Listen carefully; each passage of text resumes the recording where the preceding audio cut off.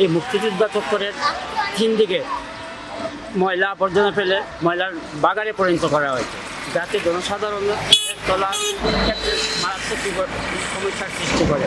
কারণ এই এলাকার ময়লা ফেলার নির্ধারিত স্থল না থাকায়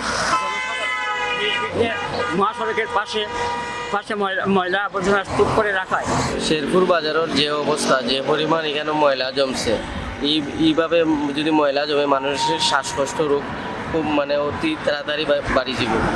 যত সম্ভব প্রশাসনের আকর্ষণ করতেছি, যত সম্ভব তাড়াতাড়ি আপনারা শেরপুর বাজারে যত পরিমাণ ময়লা আছে এগুলো আপনারা পরিষ্কার পরিচ্ছন্ন করার জন্য আহ্বান জানানো যাইতেছে। আমাদের শেরপুর একটা গুরুত্বপূর্ণ স্থান, 4 জেলার মিলনস্থল। রাত্রি পুহালে লাখো মানুষের দল। শেরপুরের পরিস্থিতি লাজুক। শেরপুর বাজারের ক্ষুদ্র ব্যবসায়ী বৃন্দরা এই মহাসড়কের পাশে আবর্জনা ময়লা ফেলে রেখে শেরপুরের পরিস্থিতি, জলবায়ুর পরিবর্তন ঘটে বর্তমানে দূষণমুক্ত দেখা দিচ্ছে এবং অস্বাস্থ্যকর পরিবেশ গঠিত হয়েছে। এগিয়ে চলুন জোরসে, আমার হচ্ছে লুঙ্গি, রপ্তানিতে শীর্ষে, বিশ্বমানের লুঙ্গি।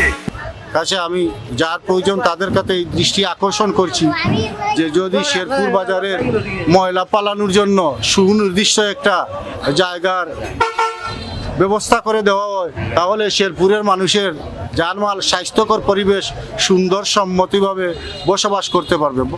ময়লা আবর্জনা কুপরিষ্কার দুর্গন্ধ লাগে, আমরা ঠিকঠাক পারি না থাকার কারণে আমরা মাঝে মাঝে পয়সা দিয়ে পরিষ্কার করা, এগুলো আমরা অনুরোধ রইল ইউনিয়ন পরিষদের মাধ্যমে নির্ধারিত স্থান নিয়ে ফেলাইবার দরকার।